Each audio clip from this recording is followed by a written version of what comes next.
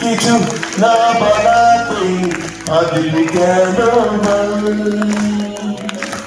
ও না তাকাতে হাসতে কেন বল